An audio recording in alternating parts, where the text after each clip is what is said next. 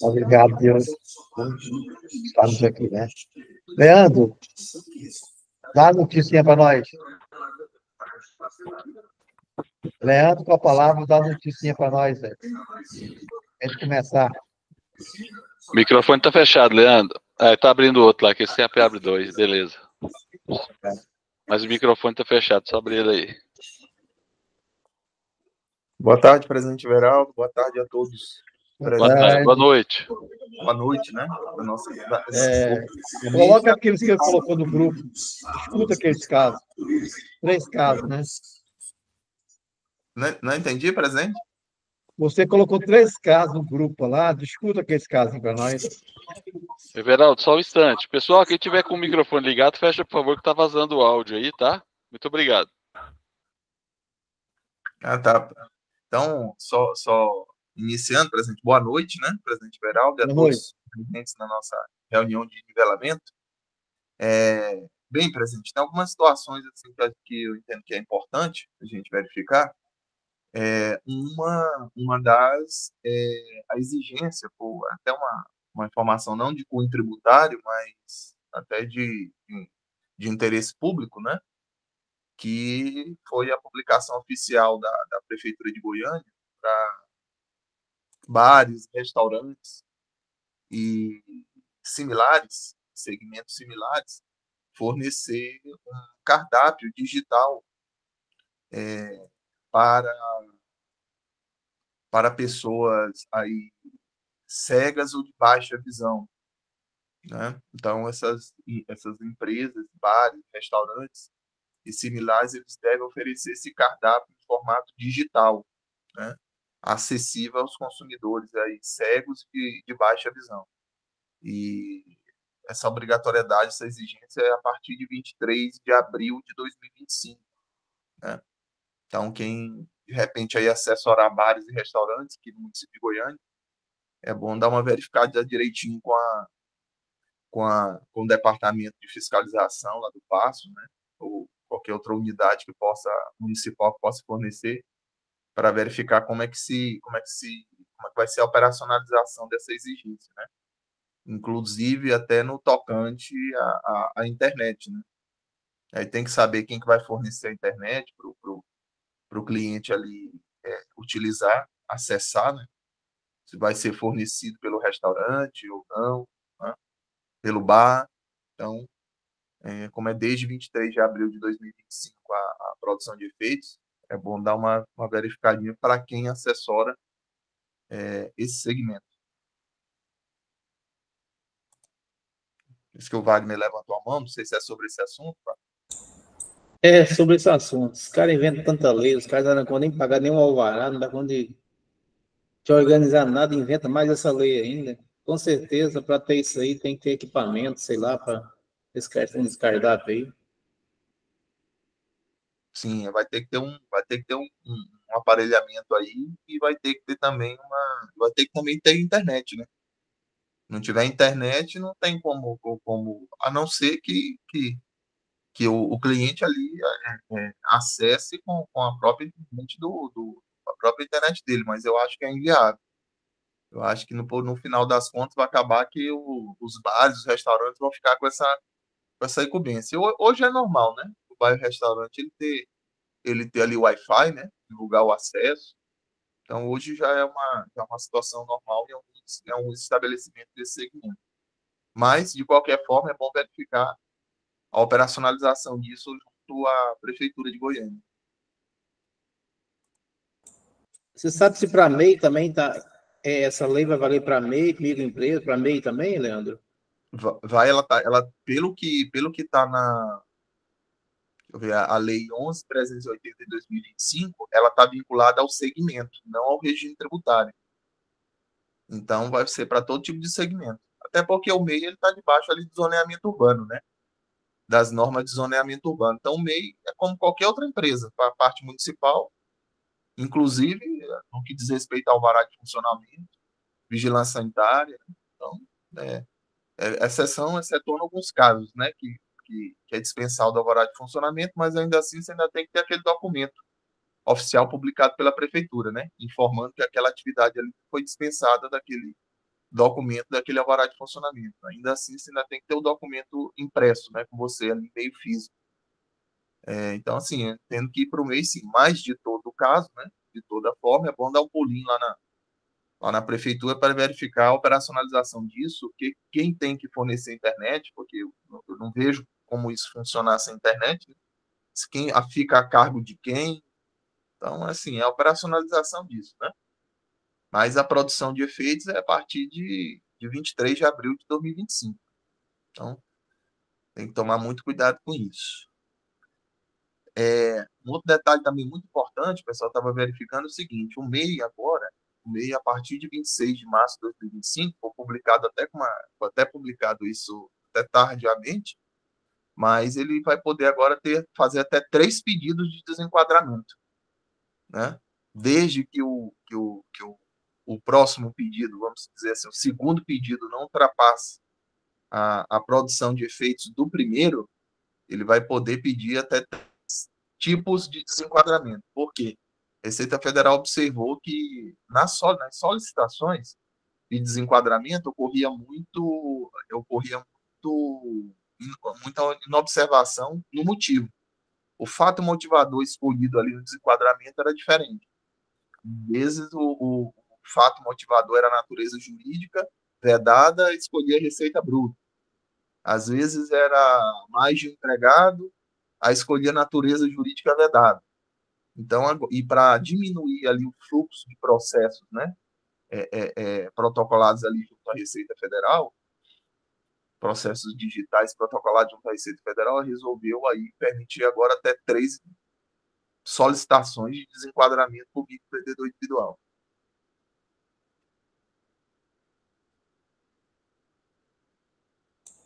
Hein, Everaldo? Everaldo, seu microfone está desligado.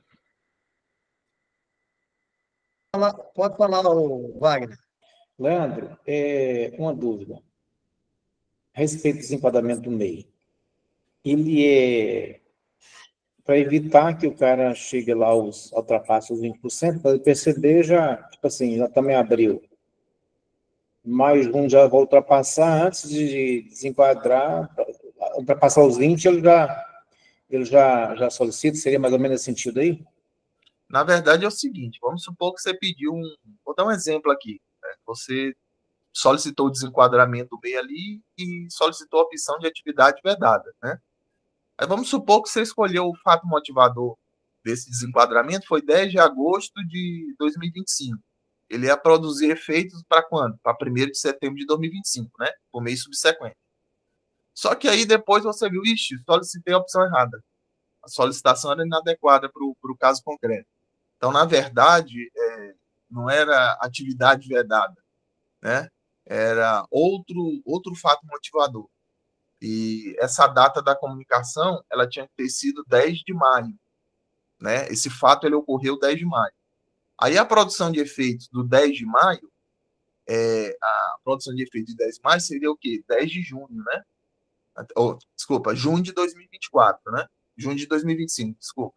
10 de maio de 2025, então o fato motivador, a produção de efeitos seria junho de 2025. Aí o que acontece? Como o primeiro que você pediu, a produção de efeitos foi 1º de setembro de 2025, e você chegou à conclusão que não era atividade vedada, era outro fato motivador, e a data do desenquadramento foi 10 de maio de 2025, e a produção de efeitos foi 10 de agosto de 2025, ou agosto de 2025, agosto de 2025 é um mês antes de setembro. Então, a Receita permite.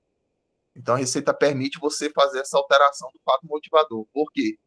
Porque a produção de efeitos desse segundo que você pediu é anterior à produção de efeitos do primeiro. Então, dá um outro exemplo.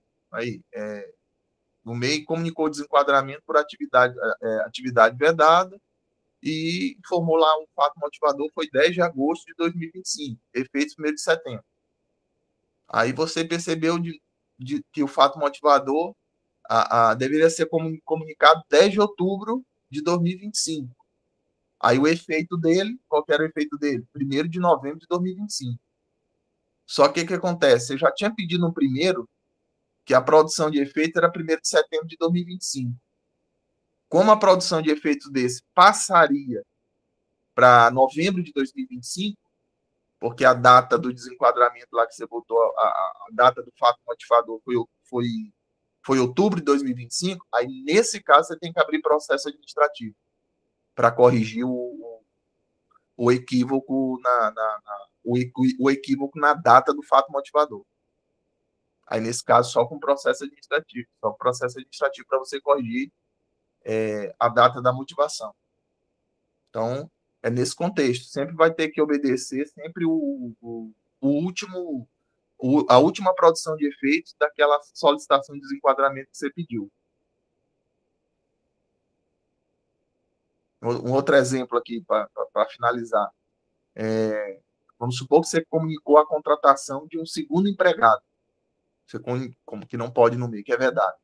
Você informou ali, sinalizou ali no portal do Simples a contratação do segundo empregado com data do fato motivador 1º de abril de 2025. A produção de efeitos disso seria o quê? Maio de 2025.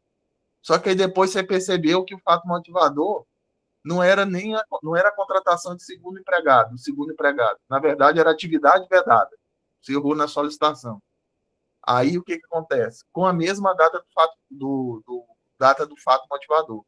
Como a data de efeito do primeiro fato motivador era maio de 2025, e esse não vai mudar nada, vai continuar maio de 2025, porque a produção de efeitos, tanto do segundo empregado como da atividade vedada é a mesma, é no mês subsequente, e a produção de efeito ficou dentro da mesma da solicitação anterior, que é maio de 2025, aí nesse caso você pode fazer a correção do pedido de desenquadramento sem abertura de processo administrativo. Você pode fazer no portal. Então a regra aqui é assim, sempre obedecendo a produção de efeitos da última data do fato motivador. Não pode ultrapassar. Se ultrapassar aquela última produção de efeitos, aí só por meio de processo administrativo. Já que você está falando negócio de MEI, não gosto de MEI, não. Vamos supor que a pessoa saiu do MEI por causa que entrou empregado em março. Aí o empregado, mais um empregado, ficou 2. Aí ele saiu do Simples Nacional, do MEI. Aí ele demite o empregado. Ele pode voltar novamente ou não? Não, naquele ano, não. Naquele ano ele não volta mais, não. Só no próximo ano. Falou. Alguém mais quer perguntar para os meus colegas? Fala, Wagner. Sobre MEI. O MEI tem uma empregada funcionária, ela engravidou. Quando é o Simples, desconta na guia do INSS, né, lá. E o MEI, como é que é feito esse caso? Tem um caso aqui que eu estou achando que a menina está grávida no MEI, lá, funcionária do MEI. O que seria a situação? Como é que seria? Leandro. O MEI, se ele for pagar com o INSS lá, ele quebra, ele não dá conta de... Como é que é, Wagner? Só repete. O MEI tem uma funcionária. Estamos desconfiando que a funcionária está grávida. E aí, esse auxílio maternidade, como é que funciona? Não, o auxílio maternidade vai funcionar nos mesmos contornos de uma empregada de uma empresa normal. Pois é, mas ele não dá com o MEI, já é fraquinho. Se ele for pagar uma funcionária para ficar mais uma para substituir ela, porque a minha preocupação é como que vai buscar esse salário maternidade para esse funcionário do MEI. Será que, como é que seria isso? Porque o MEI, ele não dá quando pagar dois, ele não vai dar quando pagar a funcionária e mais a outra. Ela não dá quando consegue. Não, quem vai pagar é o INSS, Wagner. Oi? Quem paga o salário maternidade é o INSS, não? Eu sei, mas o MEI, Geraldo, dentro do MEI, o INSS é mínimo, como é que faz? Né? Alguém já passou por isso? Eu tenho assim, eu pedi para a funcionária pesquisar hoje para mim, segundo ela, é nos moldes de quem paga é o INSS, direto. Não é, o MEI é diferente da empresa normal. Parece. Acho que é direto no INSS. Se alguém já passou por isso, eu preciso dessa informação. É o INSS que paga. É o Quem INSS, pode Fabiano, que esclarecer para paga? o nosso colega Wagner? É o INSS que paga. Que paga diretamente. O que você falou, Fábio? É o INSS que paga. Paga Perfeito. direto para ela. É. Respondido, né, Wagner? Está respondido. Depois eu quero mais detalhes sobre essa questão aí. Como Tá, buscar, ok. como dar entrada e tal. Tá. Alguma coisa mais, pessoal? Eu tenho uma Leandro, pauta aqui continua. depois, viu, Everaldo? Boa noite. Vamos olhar a situação aí que eu não concordei, não, viu? Se for a salário maternidade da pessoa do MEI, é o INSS. Se for no empregado, para mim, que nem o Leandro falou. São o mesmo modo de outra empresa normal, tá? Vamos observar isso, que eu não concordei com essa resposta, não. Pois é, mas se o meio, o cara é fraquinho, e ele não dá conta de bancar isso nunca, Isso aí não ele já pode fechar as Geraldo. portas na hora. Isso aí não é Geraldo, motivo para Fábio, mudar a legislação, não. está falando, ele deve fundamentar aí. O Fábio está falando que quem paga é diretamente do INSS. Eu também sei. Quando o salário maternidade é da mulher, da proprietária do MEI. Aí sim. Mas de empregado, não. Eu nunca vi isso, não. Tá? Empregado, eu acho que não. Né? O Mas empregado, vamos lá, filho. tudo conforme a outra empresa normal. Então, vamos deixar essa dúvida para a reunião seguinte. Da proprietária é direto na INSS. Do empregado, não concordo, não. Concordo. Aí, João, fala. Boa noite, colegas. Está me ouvindo? Tá. É o seguinte, eu gostaria de perguntar para os demais colegas, o Leandro, quem pode me dar uma explicação sobre isso. Eu fui transmitir o REINF, fiz o processo de distribuição de lucro, que é movimentação, tudo, transmiti, normal.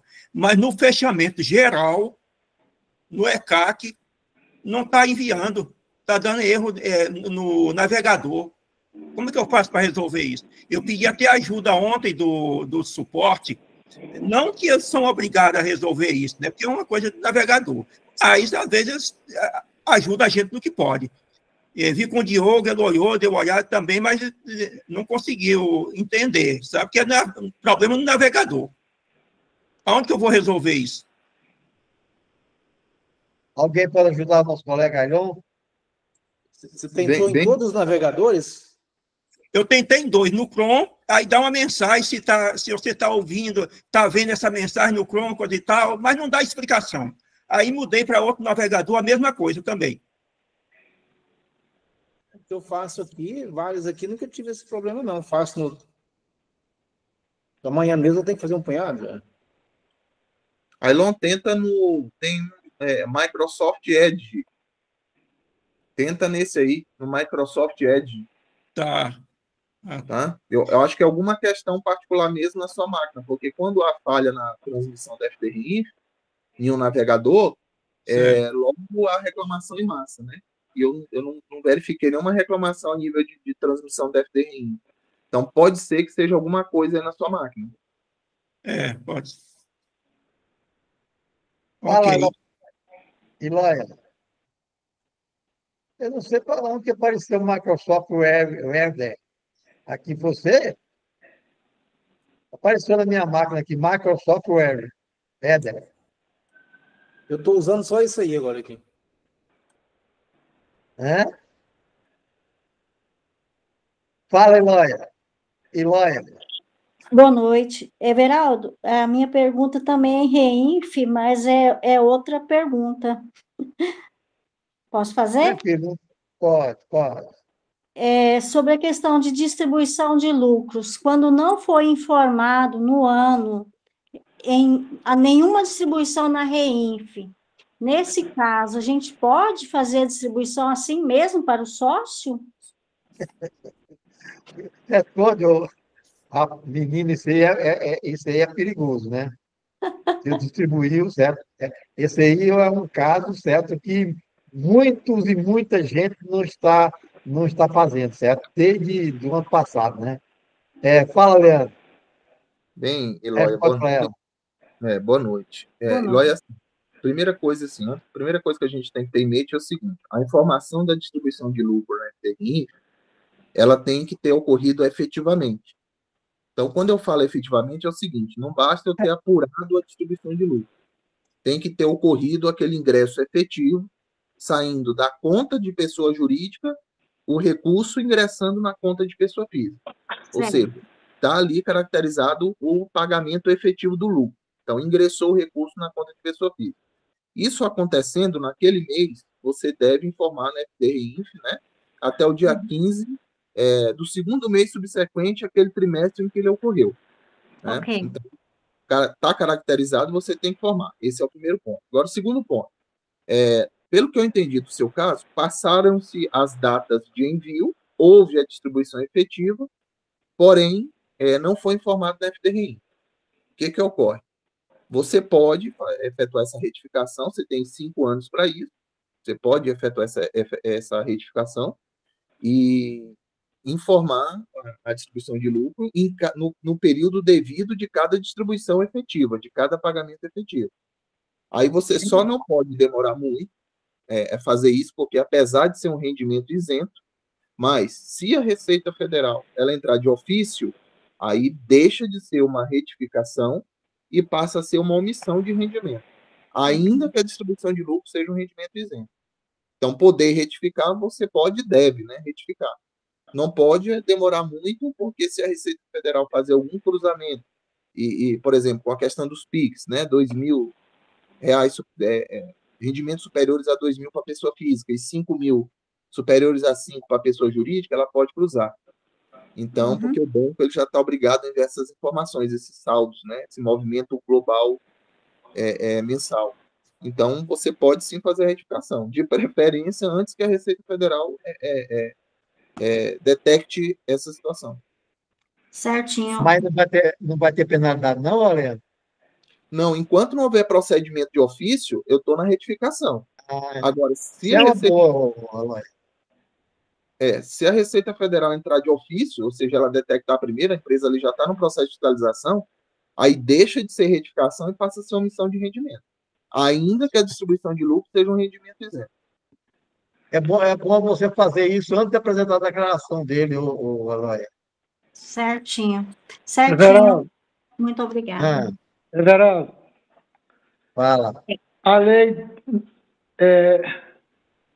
8.203 de 1991, lá no seu artigo 72, parágrafo 3º, ela fala o seguinte: o salário maternidade devido à trabalhadora avulsa e à empregada do microempreendedor individual, de que trata a Lei Complementar 123, será pago diretamente pela Previdência Social. Correto? 91? A Lei 8.203 de 1991. Pois é, mas o MEI não foi criado recentemente agora? Mas ele está contemplado na lei que rege a Previdência Social, que é a 8.212 e a 8.213. Ele foi inserido aqui. Será? Oi? Esse MEI foi criado recentemente, cara. Eu sei, mas tudo que é criado tem que ser adequado na lei. A lei, eu estou lendo ali aqui no site do Planalto. Será que está errado? Não, eu acho que está, porque a lei não pode, não pode retroagir para, sei lá. O que você acha, Geraldo? Esse negócio do MEI aí, eu vou respeitar a opinião do Fábio aí, né? Mas eu vou pesquisar. Agora eu vou, referente à menina aí sobre lucro, a distribuição de lucro, muitas das vezes, se ela teve informação na REINFRA referente a aluguel, por exemplo, então, se todo mês ela informou na REINFRA aluguel, ela pode retificar do distribuição de lucro sem problema, tá? Agora, se ela não teve nenhuma informação na FDRE-INFRA, aí eu não sei o que pode acontecer. Não, eu estou aqui, eu estou na reunião, tá? Ok, obrigada. Geraldo, a minha pergunta, eu levantei a mão, era isso aí mesmo, porque tem aproveitar de aluguel para fazer a retificadora. Se não tiver, aí é problema. Mas, igual o Geraldo, eu tinha levantado a mão para fazer a pergunta. O Geraldo respondeu a minha pergunta. Obrigado, Geraldo. Mas só fazendo um acréscimo aqui, Wagner, é assim, ó, tem uma outra opção, mas eu não sugiro fazer, mas existe uma opção do seguinte, para a série R4000, que é justamente esses eventos de lucro, né, de aluguel, para a série R4000, na verdade, assim, a instrução normativa ela já define que a FDRI, quando não tiver movimento, você não entrega. Você não precisa entregar a FDRI quando ela não tem movimento. Inclusive, na série R4000, você não tem essa opção de entregar sem movimento. Agora, na série previdenciária, que é a série R2000, tem uma possibilidade lá de você transmitir sem movimento. Não é o adequado, não é o correto, porque a própria instrução normativa, salvo engano, 2043 de 2021, ela já disciplina que quando não houver movimento, a FDRI está dispensada. Mas se você tiver uma dúvida, dependendo do perfil do seu cliente, você pode usar, não é o ideal, né? Mas você pode utilizar a série R2000 e entregar sem movimento. Só que aquela questão. Hoje, uma empresa, para ela não entregar a FDRI, ela tem que fazer muita força. Porque ou ela está na série R4000, ela está na obrigatoriedade aí de aluguel, distribuição de lucro, contratação de serviços, né, de terceiros, né? Pagamento a beneficiário não identificado, ou ela está na série R2000, que é aquela retenção de INSS de nota fiscal, né? Tem contribuição previdenciária sobre a receita bruta, que tem que ser entregue também na série R4000. Então, assim, é muito difícil uma empresa hoje ela não entregar FDRI, tem que fazer muita força. Alguém mais quer perguntar? Fala, Wagner. Eu tenho uma pergunta, mas é outro assunto, pode ser? Pode ser. Acabou. Wagner, só antes de você fazer a pergunta, eu estou analisando aqui a lei previdenciária, no artigo 72, no parágrafo 3º. Artigo 72, parágrafo 3º. Então, o artigo 72, ele fala que o salário maternidade para assegurado empregada ou trabalhador avulsa consistirá numa renda mensal igual à sua remuneração integral. Aí fala o parágrafo 3º, salário maternidade devido à trabalhadora avulsa e à empregada do microempreendedor individual será pago diretamente pela Previdência Social. Ok. Tá? Então, se você quiser anotar o dispositivo legal aí, artigo 72, parágrafo 3º. Ok, Leandro. Tranquilo. Mas essa ela não foi modificada alguma coisa, não? Recente? Não. Nesse caso, não. Nesse caso, ela está de 91 mesmo. Ela tá com produção de efeito. Ela está vigente. É a Lei 8.213 de 1991. Mas será que ele já estava sabendo que ia o microempreendedor individual? Tem. Na verdade, quem o que está se analisando aqui é o benefício previdenciário, não é a condição de MEI diretamente. Geraldo, essa inclusão nessa lei aí foi em 2011, eles incluíram isso aí em 2011. A lei é de 91, mas eles incluíram esse parágrafo aí em 2011. Então tá bom, aí eu concordo, né? Porque se o MEI foi criado foi quando? Em 2011, a gente podia incluir isso aí, né? Aí eu concordo contigo plenamente, tá? Aí fica tudo muito estranho aí. Ele foi incluído pela lei 12.470 de 2011. Ótimo. Aí clareou. Certo? Falou. Que aí fica esquisito, né? Falou o Wagner. Seguinte, eu estou com um problema aqui. O cliente, eu solicitando pelo ano inteiro extrato, nunca entregou. Agora apareceu a semana passada os extratos de 2024. É um hotel. Aí eu pedi o extrato para ele, mandou o FX, eu lancei e tal. Eu vi que ele entrou 173 mil de receita para ele na conta da jurídica. Aí eu estou na balança. Eu vou oferecer fazer a retificadora dos PGDAs lá, sendo que a emissão de nota fiscal da prefeitura já não tem jeito de fazer mais. que eu faço? Eu deixo quieto, deixo a prefeitura acionar, ou eu não retifico os PGDAs? O que eu faço, Veraldo? O Leandro quer responder, Leandro? Sim. Wagner, nesse caso você oferece a tributação, porque você já está de posse do documento, você sabe já qual que é a receita, oferece a tributação nos PGDAs-D, nos respectivos períodos de apuração, e formaliza para o seu cliente que ele vai ficar você vai eliminar o risco da obrigação principal, porém o risco da obrigação acessória, que é a falta de emissão de documento fiscal, vai continuar. Aí ele vai ter que aguardar 5 anos de cada período de apuração que ele tinha que emitir o documento fiscal. É o que o Leandro falou, certo? Porque o Leandro falou o seguinte, que faturamento não significa emissão de nota fiscal, né, Leandro? O extrato bancário, se você está de posse, qualquer posse de documento idôneo que já te forneça a informação que houve ali o ingresso de receita, você já pode oferecer a tributação. Não precisa ter a nota fiscal para tributar. A nota fiscal ela é um cumprimento de obrigação acessória, mas ela não vincula a necessidade de tributar só no caso de existência dela. Agora, a outra questão, Everaldo, é o seguinte. Ele tem mês a mês a REINF de aluguel, certo? A conta da empresa está zerada. Ele sacou todo o dinheiro, foi para ele. O lucro que gerou de 170 mil, 150 mil, foi tudo para a conta física dele, mês a mês.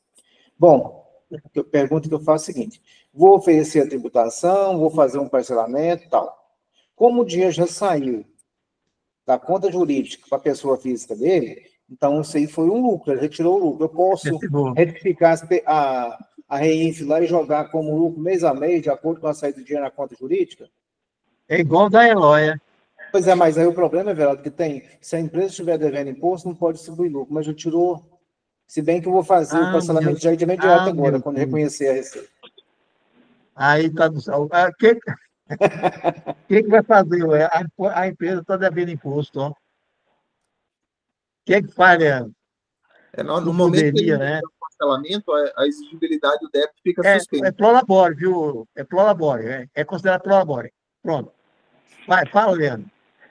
Não, no caso dele, no momento que ele realizar o parcelamento, a exigibilidade do débito fica suspensa. Aí ele pode fazer a distribuição.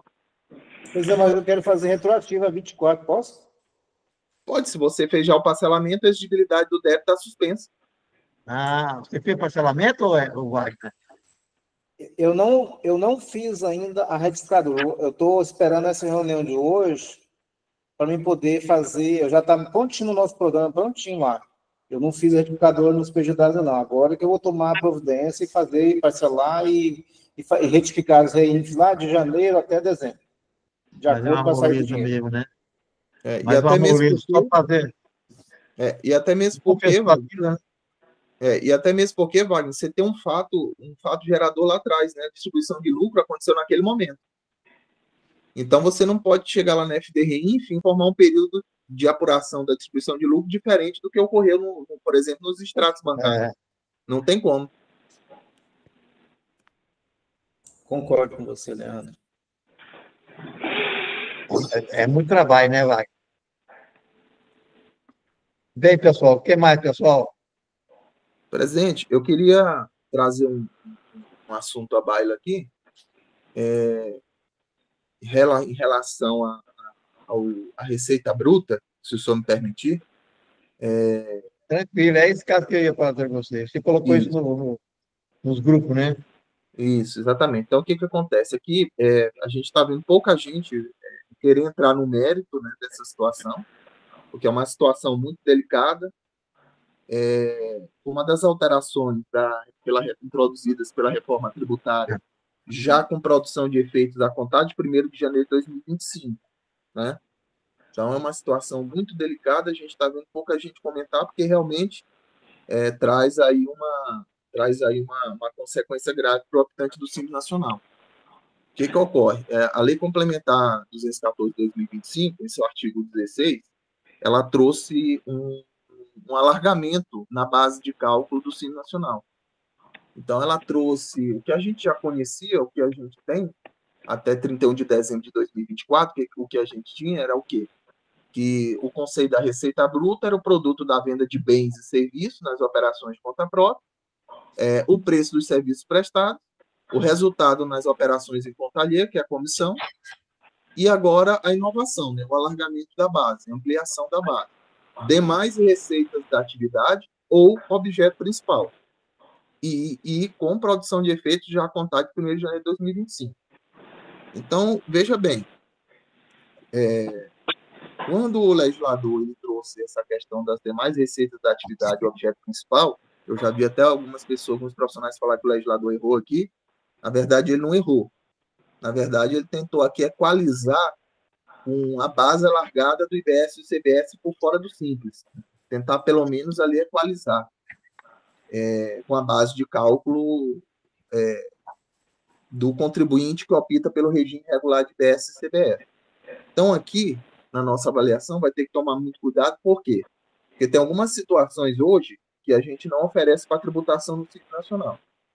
Então, por exemplo, na nossa avaliação aqui, o que o legislador infraconstitucional quis dizer é o seguinte, que essa inclusão, quando ele se refere a demais receitas da atividade objeto principal, essa inclusão ela significa que não só as receitas diretamente decorrentes das vendas e serviços tradicionais, mas também outras receitas que estejam vinculadas à atividade econômica principal da empresa, conforme seus atos constitutivos ou prática econômica, aí é importante esse termo, essa expressão prática econômica, devem ser computadas na receita bruta. Então, por exemplo, vou dar um exemplo.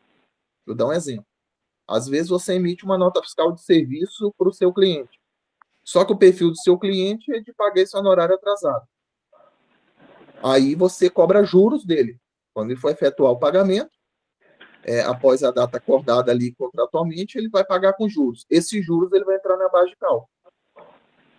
Então, esses juros, ele é uma receita financeira, mas vinculada à atividade do cliente. Isso é fundamental, viu, cara? Então, as empresas cobrar juros, ela tem que entrar na receita bruta total. Exatamente. Por quê? Porque o que faltou o legislador inserir aqui nessa expressão, o que faltou foi ele colocar demais receitas vinculadas. Ele esqueceu E a multa? E a multa também? Juros moratórios, multas, qualquer encargo no atraso de um pagamento de uma operação mercantil ou prestacional. Só que aqui ele pecou, na redação, porque ele teria que ter colocado demais receitas vinculadas à atividade e objeto principal. Ele não colocou. Leandro, e eu pergunto, isso vai surgir efeito a partir de 1º de janeiro, né? 1º de janeiro de 2025. Pois é, e eu pergunto, quem é que sabe disso, cara? E aí, por exemplo, tem uma outra situação. Aí a gente veio dissertando aqui, presidente, é o seguinte, a expressão determina que somente as receitas vinculadas à atividade objeto principal da empresa devem ser incluídas, o que implica que receitas não relacionadas à atividade empresarial principal ou prática econômica da empresa podem ser excluídas do cálculo da receita bruta para o Simples Nacional. Então, outro exemplo aqui para tirar dúvida. Se a empresa do Simples ela tem uma conta de pessoa jurídica, uma conta poupança, e essa conta poupança ela gera rendimento, esse rendimento ele não vai para a base de cálculo do Simples. Por que ele não vai para a base de cálculo do Simples? Porque ele não está ligado diretamente à atividade. Então, essa receita lá do banco não tem nada a ver com o honorário que ele recebe, que é inerente à prestação de serviço dele, no nosso exemplo. Né? Então, não tem nada a ver. Então, por exemplo, o rendimento de uma conta poupança, de uma conta pessoa jurídica, produzida ali por depósito da receita do CNPJ, ele não vai para a base de cálculo do Simples. Então, aqui é bom porque a gente sabe discernir uma coisa da outra. Uma coisa é os juros que eu cobro em cima do meu honorário que foi pago atrasado. Outra coisa é um rendimento de uma conta poupança, um rendimento de aplicação financeira, que não está ligado à minha atividade econômica, que não está ligado à minha prática econômica. Né? Então, esse ponto a gente tem que ter muito cuidado. Agora, de outro lado, o que ocorre? Com o alargamento dessa base, os valores de limite e sublimite eles vão ser comprometidos. Por quê? Porque vai ficar mais fácil eu exceder 3.600.000 e vai ficar mais fácil exceder os 4.800.000, dependendo da realidade, lógico, de cada empresa. Mas vai ficar mais fácil, porque tem mais receita, mais ingresso de recursos na empresa. Vai ficar mais fácil eu extrapolar tanto os 3 milhões e 600 como os 4 milhões e 800. E aí eu trago um outro exemplo também que é muito importante, acho que vale a pena a gente trazer essa reflexão. Por exemplo, hoje o representante comercial, quando há uma quebra de contrato, desde que esteja previsto um contrato acordado entre as partes, a indenização que ele recebe pela rescisão contratual não vai para a base de cálculo do Simples. Ela não vai.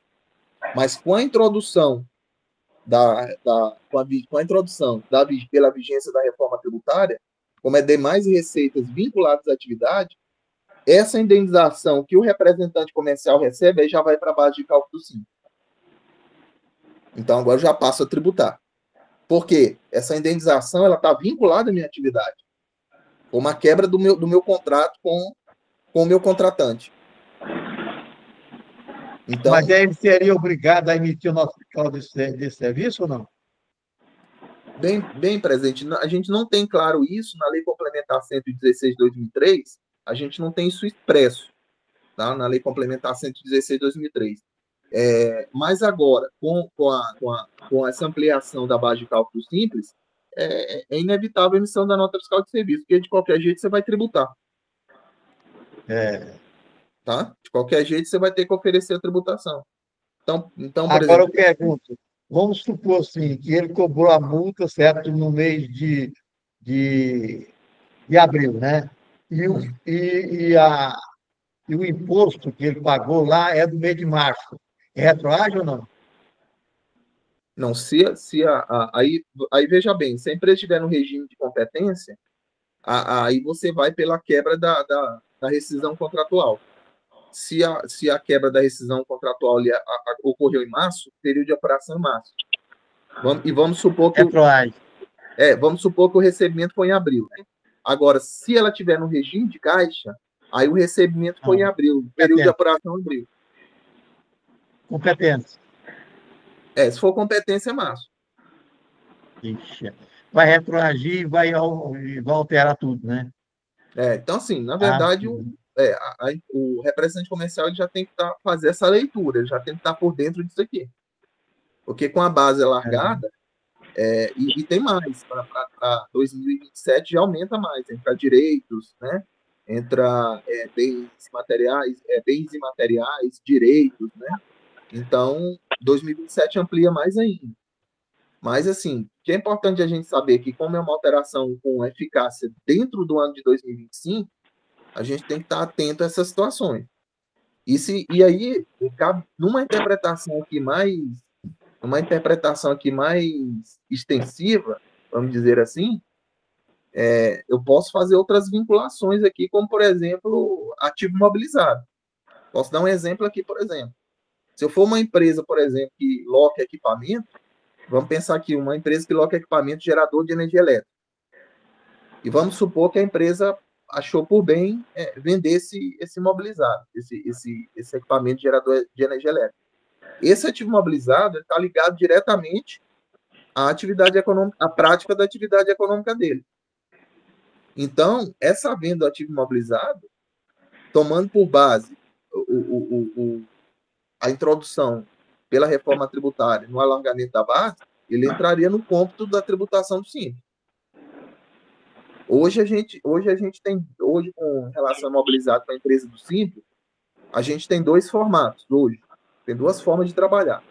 Se a desincorporação do ativo aconteceu dentro de 12 meses da aquisição, eu trato como receita, tributo lá no PG-DAS-D. Tributo lá no DAS. Se a desincorporação aconteceu dentro de 12 meses da aquisição. Se a desincorporação aconteceu a partir do 13º mês da aquisição, aí eu trato com ganho de capital. Só que eu vejo aqui, nessa situação aqui, pelo alargamento da base, não há mais que pensar nessa divisão. Se for um ativo imobilizado ali, que serve para o ingresso de recursos da empresa, aí eu já ofereço direto a tributação. Não tem mais o que pensar em que momento que ele está sendo desincorporado do ativo. Então, é algo que a gente já tem que revisitar esse conceito, né? Já tem que aplicar esse conceito e estar atento para não faltar com nenhuma tributação. Então, por exemplo, juros moratórios, multas, qualquer outros encargos decorrentes aí de pagamento de operações mercantis. Eu dei o exemplo do honorário, por exemplo, né? Os juros moratórios ali do atraso vai computar na base de cálculo simples. Então, esse caso é muito interessante. Vamos supor, as empresas que, vamos supor, presumido o Simples Nacional, ela faz a opção pelo faturamento. Quer dizer que se eu vender um bem, não sei se é isso que eu estou pensando, se eu vender um bem dentro de 12 meses, certo? Aí é considerado como se fosse uma venda? não, é assim, para o Simples Nacional, exclusivo para o Simples, tá? Exclusivo para o Simples esse entendimento. Se você vendeu o ativo mobilizado ali, você desincorporou o ativo dentro de 12 meses da aquisição dele, aí você trata ele como receita bruta e tributa ele lá no PG-10D. Tributa ele por dentro do Simples. No presumido, não? Não, aí lucro presumido você já trata como ganho de capital. Aí, como é lucro presumido, vai direto para a base de cálculo, direto para a base do imposto de renda da contribuição social, não passa pelo percentual de presunção e não tributa nem PIS nem COFINS. Isso é muito importante, cara. Nossa Senhora. Muita então, assim, gente. Isso. Então, assim, aí, presente, veja bem, na nossa avaliação, é o legislador ele já querendo equalizar com o alargamento da base do IBS e do CBS para quem optar recolher por fora do Simples. E para também equalizar a empresa do presumido real. Porque a base de cálculo dos novos tributos da reforma tributária vai entrar é o valor da operação cobrada a qualquer título pelo fornecedor. Até o seguro que o fornecedor cobrar pela mercadoria, seguro ali para roubo, ou perecimento, esse seguro vai entrar no cômputo da base de cálculo do IBS e da CBS. Então, aqui é a tentativa do legislador de equalizar, de tentar chegar próximo, de trazer para dentro do Simples, para quem ficar com IBS e CBS por dentro do Simples, já adiantando para 2025, tentar alcançar o alargamento para quem está com IBS e CBS fora. Aí, se a gente fizer aqui uma interpretação mais extensiva, até o imobilizado que está vinculado, por exemplo, uma empresa de locação de bens móveis, que loca esse gerador de energia elétrica. Esse gerador de energia elétrica, ele produz o rendimento para a empresa. Então, ele faz parte ali da prática econômica dele. Então, aí não haveria nem necessidade de saber se desincorporou dentro de 12 meses da aquisição ou se desincorporou a partir do 13º mês. Então, aí tem que tomar cuidado. Alguém mais quer perguntar mais alguma coisa? Continua aí.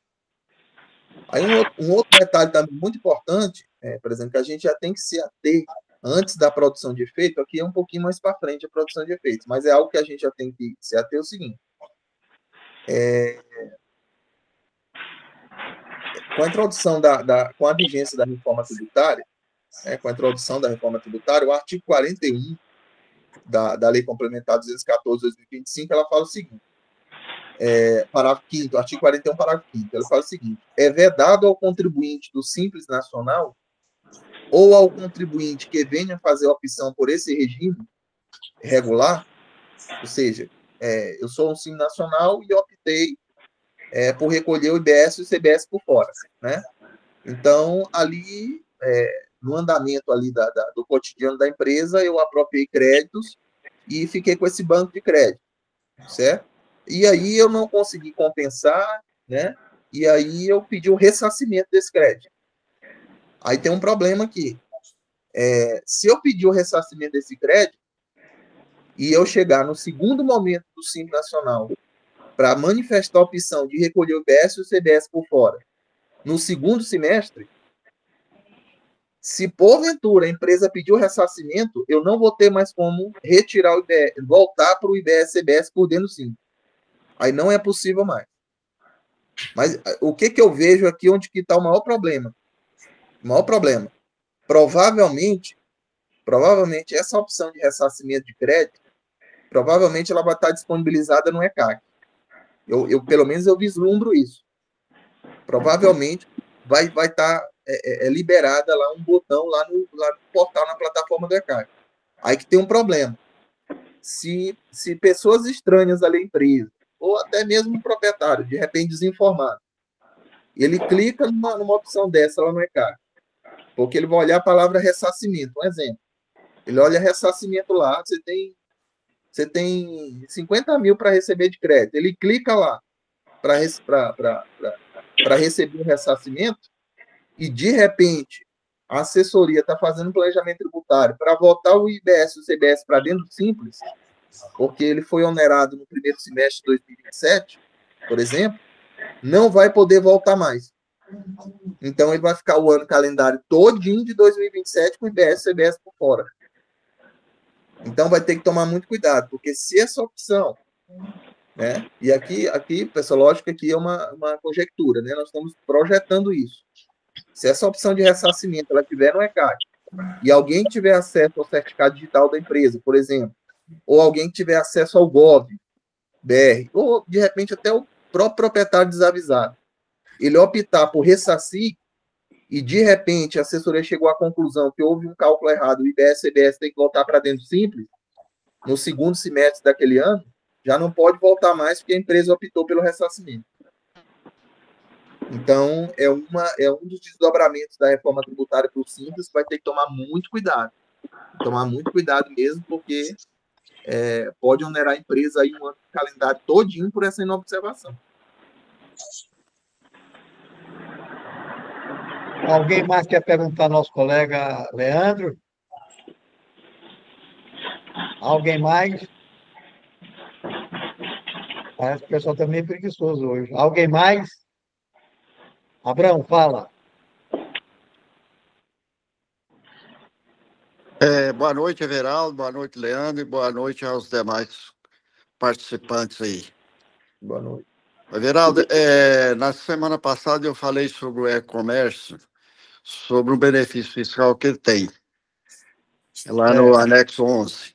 E eu estou observando aí que pouca gente tem um conhecimento disso aí. Então, e eu li a legislação, tudo, achei ela um pouco capenga, e eu gostaria que o Leandro, inclusive, discutisse hoje com o Fábio, um esclarecimento maior sobre isso aí, principalmente sobre, que eu não sei se é desconto ou não é desconto lá, porque tem um desconto grande, um benefício grande, apesar que tem que firmar um TARI, né? Mas o benefício é muito grande e era bom falar sobre isso aí e ter mais orientação. O benefício... Leandro, é o seguinte, Leandro, na próxima semana você traz isso, igual você colocou hoje essas leis aí, eu achei muito interessante, e colocar no grupo também, que espalha também para o pessoal. Porque, viu, Everaldo, poucas pessoas estão sabendo desse benefício. E ele, a meu ver, ele é um benefício grande, apesar que tem que fazer o TARI. O TARI é meio enjoadinho de fazer, né? Mas compensa fazer isso aí, você entendeu? Mas aí eu gostaria de esclarecer, porque lá tem um desconto de 85, outro desconto de 41. Eu não sei se é desconto ou se é o que é, porque não está bem claro lá, porque você desconta direto do imposto, entendeu? Apesar que a empresa tem que fazer os benefícios que ela tem que fazer investimento, né, em equipamento, construção, essas coisas, etc. Leandro, quer falar, Leandro? Na verdade, Abraão, é um crédito presumido. Isso, né? É um crédito presumido exclusivo para estabelecimento comercial que realize exclusivamente operações interestaduais não presenciais. Não presencial, Consumidor final não contribuinte do ICMS. Exatamente. Né? Aí é aplicado as alíquotas, é aplicado 41,5% na hipótese de operação sujeita à alíquota de 4% e 80,5% na hipótese de operação interestadual sujeito à alíquota de 12%. Então, aqui é 12%, né? Interestadual em regra, 4% se o produto for importado. A minha pergunta aí, Leandro, é o seguinte. Você gera uma guia de R$1.000. Você vai pagar 150 e ficar com o benefício de 850 ou é o contrário? Você vai aplicar essa alíquota em cima do saldo devedor do ICMS. O valor do ICMS devido, saldo devedor não, valor do ICMS devido. É o valor do ICMS devido. Mas eu falo para você, se 80% 5% aí, você desconta e fica com ele para você, ou você recolhe os 85% e o benefício é só de 15%? Você pega 80,5% sobre o ICMS. Sobre R$ 1.000, você tem R$ 1.000. Exatamente. Você vai recolher 15% mais ou menos, e vai ficar com 85% como benefício, é isso? Exatamente. Você pega os 80,5%, multiplica pelo ICMS devido. Aí você tem o crédito. O benefício. Só que assim, não pode ter débito de ICMS, tem que estar adimplente com o ICMS, não pode ter débito na dívida ativa do Estado. Porque você tem que fazer o termo de acordo, e o termo de acordo tem uma exigência. Porque essa lei, esse artigo aí, ele não fala nisso. O problema é que para fazer o termo de acordo, aí tem uma exigência de estar inadimplente, tal, né? Entendeu? Na verdade... E aí essa lei fala o seguinte: venda não presencial. Então, qualquer venda não presencial está incluído nisso aí. Se a pessoa fazer um pedido por telefone, está incluso nisso aí, né? Fazer um pedido via internet está incluído nisso aí, né? Desde que a operação precisa ser interestadual, né? Exclusivamente interestadual, e destinada ao não consumidor. Ou seja, tem que ser uma pessoa física ou um prestador de serviço, por exemplo. Exato. Aí tem essa questão aí dos 36 meses, que a pessoa precisa aplicar o recurso, parece que tem uma questão de 15% aí do recurso, então não ficou muito claro isso aí, entendeu? Tem que, na verdade, aí são as condições, né? Tem que fazer uma análise completa para poder ser aprovado.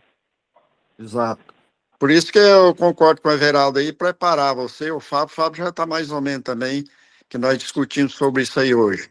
Na próxima reunião, porque essa venda via internet, ela está muito grande para todo mundo, e tem pouca gente sabendo desse benefício.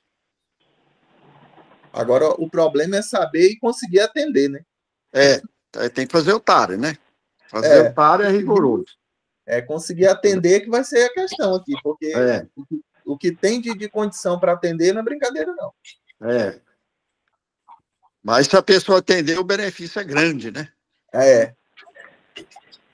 Porque se você não usar esse benefício aí, essa venda aí praticamente ela inviabiliza, porque o imposto, só o ICMS passa de 20%. E só pode ser lucro real presumido, né? O Simples Nacional não está inserido nisso aí, não. Não, é só empresa que apura o ICMS pelo regime periódico de apuração. E lembrando, viu, Abrão? O pessoal que não sabe desse benefício, agora com a venda dos ovos de Páscoa, perdeu, né? Perdeu. Porque você só pode ter o benefício a partir de você firmar o TARE, né? Porque assim, ovos de Páscoa tem muita operação de e-commerce, né, com ovos de Páscoa. Tem muito. Igual eu estou falando, né? Se a pessoa fazer um pedido via telefone, já insere nisso aí, né? E outra coisa, Abrão, aproveitando um gancho, fazendo um paralelo aqui, lembrando que benefício ou incentivo fiscal, ele vai sendo extinto aí gradativamente com a introdução da reforma tributária, porque o ICMS vai ser extinto. Isso aí vai haver uma alteração muito grande, né? Desses benefícios e tudo com a reforma tributária, né, Leandro? Na verdade, assim, como o ICMS ele vai ser extinto, de 2029 até 2032, ele vai reduzindo gradativamente, assim como os benefícios ou incentivos também vão reduzindo, até ser extinto junto com o ICMS em 2032. Exatamente. Então, o que é importante com isso? A gente falar assim para o proprietário: olha, o que eu te orientei hoje vai servir até tal data. É isso que eu falei para um cliente meu: ó, isso aqui serve até 31 de dezembro de 2025. Daí para frente a história vai ser outra. Ô, Abrão, o produtor rural não vai ter direito, não, vai? Não, o produtor rural ele é considerado contribuinte, né, Geraldo? Pior, né? Ele é considerado contribuinte, o produtor rural. Então, ele não entra nessa questão aí. Mesmo ter só CPF. Mesmo. Porque o produtor rural ele tem uma característica de atividade de PJ, né? Ele tem benefícios e obrigações quase de uma PJ. Alguém mais quer perguntar? Alguém mais quer perguntar? Alguém mais quer perguntar? Presidente, Então, só trazendo aqui um assunto, achei muito importante, agora que eu me lembrei. Acho que não sei se foi na reunião passada ou na reunião retrasada. Houve uma pergunta sobre aquela questão de cessão de mão de obra para serviço ali na área de saúde, né?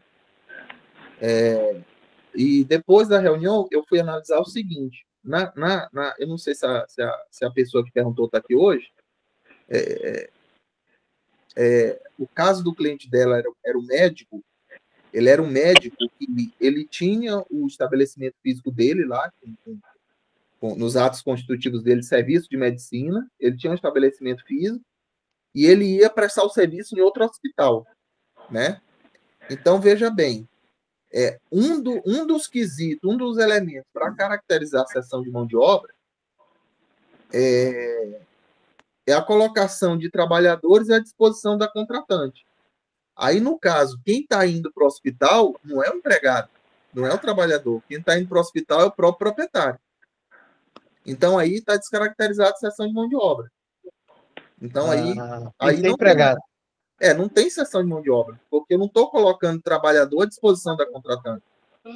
Tem lógica, Leandro.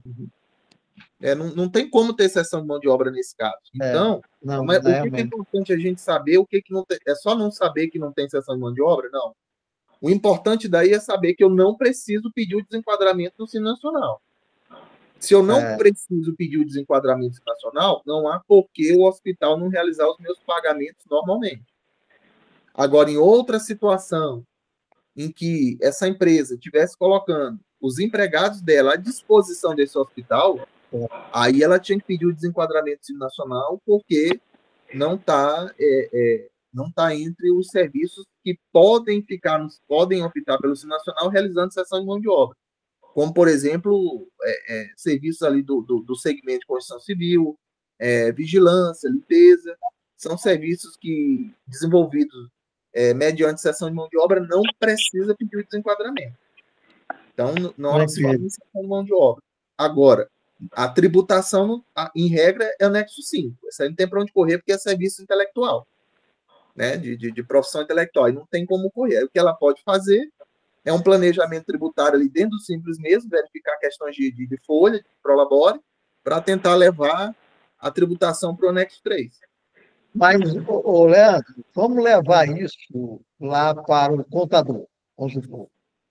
Se o contador coloca os empregados dele numa empresa para fazer um determinado serviço, é caracterizar a cessão de mão de obra? É assim, presidente. Hoje, para caracterizar cessão de mão de obra, e aí esse questionamento seu está voltado para a legislação previdenciária, tá? É um conceito da legislação previdenciária. Então, assim, tem 3 elementos hoje para você caracterizar a cessão de mão de obra, e eles são cumulativos. Se eu não atender um, não está caracterizado. Tem que atender os 3 ao mesmo tempo, cumulativamente. A primeira é a colocação dos trabalhadores à disposição da contratante. É o primeiro elemento. Segundo elemento, tem que ser nas dependências dele, do contratante, que esse trabalhador ele vai estar prestando serviço, ou nas de terceiro apontado pelo contratante. O segundo elemento. E o terceiro elemento tem que ser serviço contínuo. O que é esse serviço contínuo? Não é necessariamente o serviço que é toda semana, nem todo dia. Ele pode ser de 6 em 6 meses, ele pode ser de 1 em 1 ano, mas desde que caracterize uma necessidade da empresa. Por exemplo, vou dar um exemplo. É um restaurante que contrata ali a detetização, né? Controle de pragas ali no restaurante, que trabalha com alimento. Ali não necessariamente ali no restaurante é todo dia. Pode ser de mês e mês, de 2 meses, de 3 meses, e esse tipo de serviço ele é considerado limpeza, né? E limpeza está elencado na I 2110 de 2022 como um dos serviços sujeito à retenção de INSS, né? Então, essa é uma questão. Então, se eu não atender esses 3 elementos simultaneamente, cumulativamente, não tem como caracterizar a cessão de mão de obra. Leandro, mas vamos supor assim, um determinado escritório de contabilidade, ele coloca numa empresa uma pessoa lá que é empregada do escritório para fazer a parte fiscal, é contínuo. E tem outro para fazer o departamento pessoal, é contínuo. É caracterizado cessão de mão de obra. Não, mas ele está dentro da estrutura do escritório que ele foi contratado? Não está dentro. Ele está indo para a empresa lá. Aí ele já está à disponibilização já tá Mas o que mais Leandro, o que mais acontece é isso. O pessoal chega e coloca uma pessoa lá que é dono do escritório, do empregado dele, coloca dentro da empresa, dá para pessoal e o que mais acontece no escritório de contabilidade é isso. E não é só nesse segmento, não, presidente. Por exemplo, só para você ter uma ideia, esses dias eu conversei com um proprietário de farmácia, ele conversou comigo tranquilamente, ele falou, Leandro, eu fui orientado para deixar minha empresa no lucro real e abrir uma Simples Nacional para registrar os empregados na Simples. Assim, como se fosse naturalidade no mercado. Mas, assim, se eu pegar um empregado meu aqui, um colaborador meu aqui da assessoria contábil e colocar ele à disposição do meu contratante, lá no estabelecimento do contratante, e está previsto no contrato que ele está à disposição do contratante tantas horas por dia, tantas horas por semana por mês, é exceção de mão de obra. Aí esse escritório de contabilidade ele tinha que pedir o desenquadramento dele do Simples. Pior, e muita gente faz isso, viu? Muita gente. É o mesmo raciocínio para a área de saúde. Só que lá, no caso da pessoa que fez o questionamento, quem está indo para o hospital é o próprio proprietário da empresa, não é o trabalhador. Não é o colaborador. Mas na área de saúde não acontece muito isso, não. No escritório que acontece. Não, e em outros segmentos também. Em outros segmentos acontece muito isso, prático. Alguém mais quer perguntar? Alguém mais quer perguntar? Então, pessoal, até terça-feira, com o Leandro novamente, falando a respeito do que o Abraão pediu, o Fábio, ajuda ele aí, o Fábio, o Leandro, a respeito do assunto do Abraão. Falou? Então, até terça-feira que vem. Se Deus quiser. Tchau, pessoal. Uma boa noite a todos. Boa semana. Boa noite a todos. Boa noite a todos. Boa semana. Boa.